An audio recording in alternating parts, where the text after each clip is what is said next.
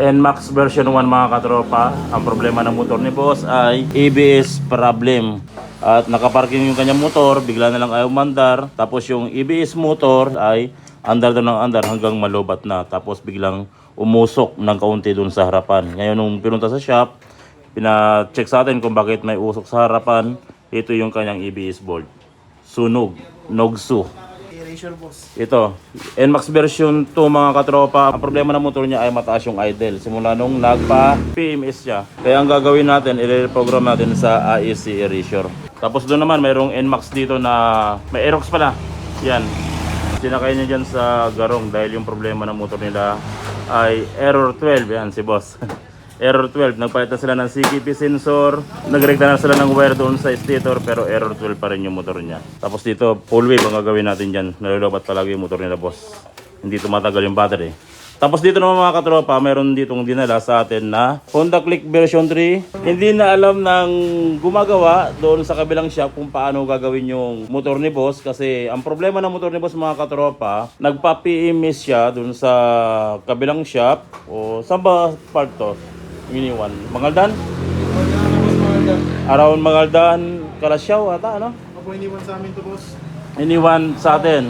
Sa atin boss nung linggo kasi sarado tayo. Yung nagdala pala sa'yo nito, Daniel, hindi pala siya yung may-ari. Siya mekaniko boss. Siya pala yung gumagawa. Opo, siya. Akala natin siya yung may-ari. Ngayon tumawag sa akin yung may-ari nito. Yung nagdala pala ng linggo at nag-iwan nito, siya pala yung gumagawa. So, yun nga, medyo nasiraan ng bait. Dahil yung problema ng motor ni boss mga katropa ay kakaiba. Ito yung mga piyesa ang dala niya. So ganito na dinala sa amin, nakahubad na. At ipinapacheck sa amin kung ano ba talaga yung problema. Nagpa-PMS siya, pero simula na nagpa-PMS siya, ayaw nang umandar yung kanyang motor. Chinek yung mga problema kung bakit ayaw umandar. Binuksan tong wire ng ating injector. Tinignan yung spark plug, tinignan yung lahat. Chinek. Nagpalit na sila ng fuel filter, nagpalit ng bagong spark plug, nagpalit ng CKP sensor. Chinek dito. At ayaw pa ring umandar. So, chinek na lahat ng mga katropa. Tapos humingi ng tulong sa kabilang shop. Pinakita yung head o yung kanyang block kung may singaw. Kasi itong mga Honda Click, Yamaha, kapag mayroong gas-gas yung piston, mayroong singaw yung balbula, hindi rin aandar kahit kumpleto yung gas, kahit mayroong kuryente. Kung loss compression, hindi aandar. Nung chinek yung ulo ng kanyang motor, ay sariwa naman. Walang singaw yung balbula at wala rin gas-gas yung kanyang piston. Ganun pa rin, ayaw pa rin umandar. So, tingnan natin kung ano yung problema ng motor ni boss. Susin natin. Wala namang check engine, kaya talagang masisiraan ka ng ulo rito. Pero kapag pinush button natin,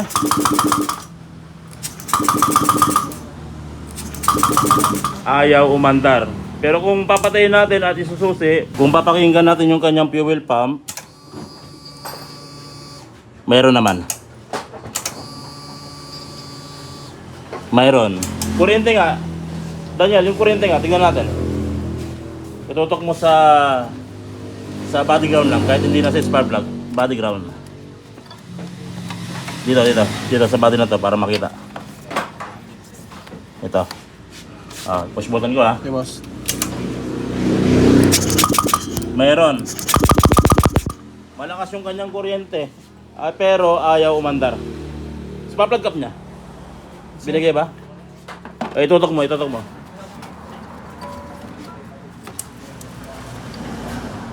boss.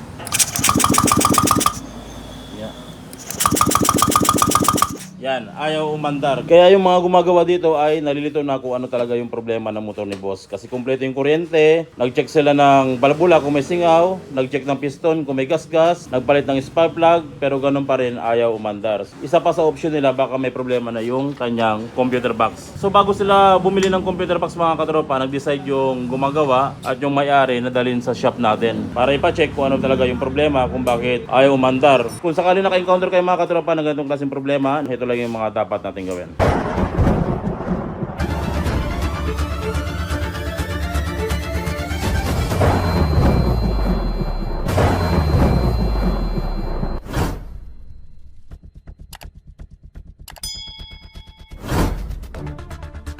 So, kaya hindi siya umaandar mga katropa kasi minsan kahit kumpleto yan, kahit na hindi singaw yung balbula mo, pero ayaw umandar, ito yung mga possible na problema. Unang-una, yung pressure ng ating fuel pump. Dapat yung pressure ng ating fuel pump ay umabot sa 40 PSI. Kapag hindi umabot sa 40 PSI, possible na problema, may problema yung kanyang fuel motor. So dito sa Click, mas ang kagandahan sa mga Click, kapag sira yung fuel motor natin, may nabibili tayong fuel motor lang. Hindi natin kailangan bumili ng buong assembly. Hindi katulad sa Yamaha, kapag may problema yung fuel motor, madalas buong assembly na yung nabibili natin. Pero sa Click, merong nabibiling fuel motor. So i-check natin dyan yung kanyang pressure.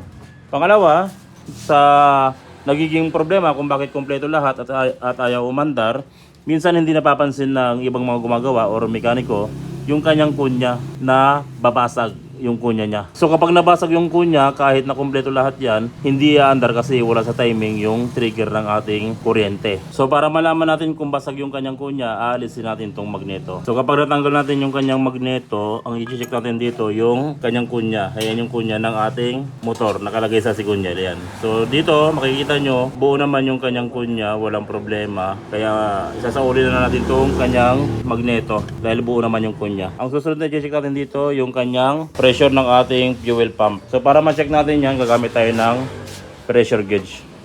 So dapat kapag pine-pressure gauge natin yung kanyang fuel pump, paabutin siya ng 40 PSI. Pagkatapos nating mailagay yung pressure gauge, ang gagawin natin dyan ay i-on natin. Dapat pag on natin ang susi, yung kanyang pressure gauge ay aabot ng 40 PSI. Subukan natin. Hindi man lang gumalaw, pero yung fuel pump natin tumutunog. Paano under to, Daniel, kung walang pressure? Aray ko. Yan o. O, isusi natin ha. Yan, kita ba? Pag susi, dapat gumalaw yung kamay. Nakauna yung panel natin pero hindi gumalaw yung kamay. Walang pressure, Daniel. Walang gas. Wala bang gas? Hindi, boss. Walang pressure, Walang pressure, walang ilalabas na gas. Subukan nga natin baklasin. Tignan natin kung ano yung ginawa nila. So ang problema nito mga katropa, pwedeng fuel motor or pwedeng yung fuel filter na pinilit nila ay may problema. 2 weeks na ngayon na hindi umaandar yung motor ni boss. Kaya dinala sa atin para ipa-check. Ayun na, kamutulo na siya eh. Kamot ulo na, hindi na alam ang gagawin. Tanggalin natin ito. Pero konti na rin yung gas ni boss, ano? Pero dapat magkaroon siya ng pressure. So yun mga katropa. Ito yung fuel filter na nilagay nila. Hawakan mo, Daniel. Yung O-ring, yun o. Yung O-ring niya. Ay, buo na. Sablay. Sablay talaga, boss. Ano pa napapansin mo bukod Ano dyan? kasi ito, boss? Ang ano nito, filter nito is Yun o, double O-ring. May O-ring dito, may O-ring dito. Pero ano nakikita mo? pang B3, boss, male. Ang pang B2 is female na filter. Magkaiba sila. So ang nilagay nila is pang Pang B2. Pang B2 yan, boss. B2. Pang B2 yan. Samantalang yung motor ni boss ay B3. So ang gagawin natin, maghanap tayo ng pang version 3. Opo, boss. So ito mga katropa, may O-ring na nakalagay dito. Kasi malit na buto. Plus nag-O-ring pa ulit siya rito sa dating filter. At pang version 2. So ang gagawin natin ay maghahanap tayo ng pang version 3. Sablay yung nilagay na filter dito kay boss. Aray ko. Kaya ang dami na nagkasos ni boss, ang dami nang nangyari sa motor niya. 2 weeks na hindi umaandar kasi sablay yung fuel filter.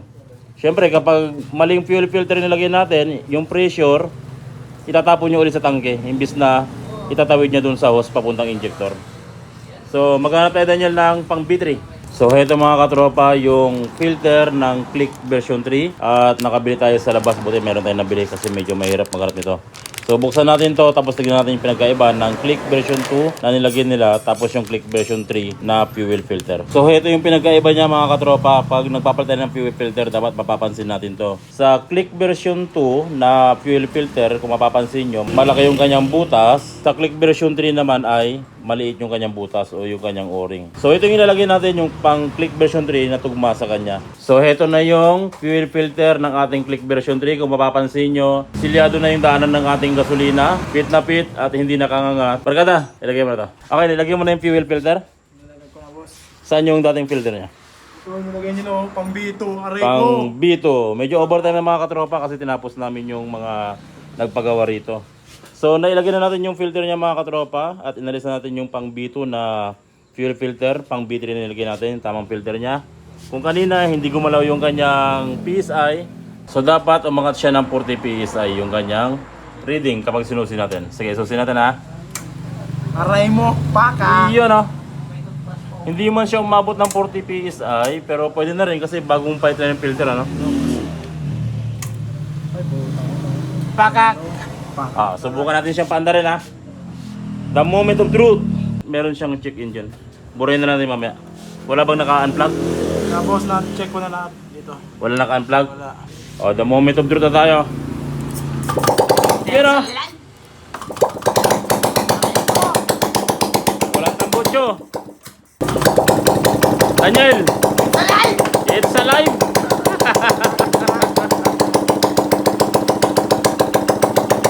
Natapos na yung 2 linggo na paghihirap ni boss sa kanyang motor. All goods na. So yun lang mga katropa kung paano i-solve yung ganitong klaseng problema. Kung sakaling nalilito na kayo sa ginagawa nyo, yun lang yung dapat nyo gawin para ma-solve yung ganitong klaseng problema. At syempre, maiwasan nating gumastos na malaki or maiwasan nating magkalikot kung ano-ano dyan sa ating motor. So yun lang mga katropa, maraming salamat sa walang sawang pagsuporta sa ating channel. Sana tuminunod kayo ng ating video, marami kayo natutunan, nagagamit niya sa inyong panghanapbuhay or sa inyong pag-DIY. Maraming salamat mga katropa, God bless, at syempre ingat palagi sa pag-wiring. Isa pa. Yan o. It's alive!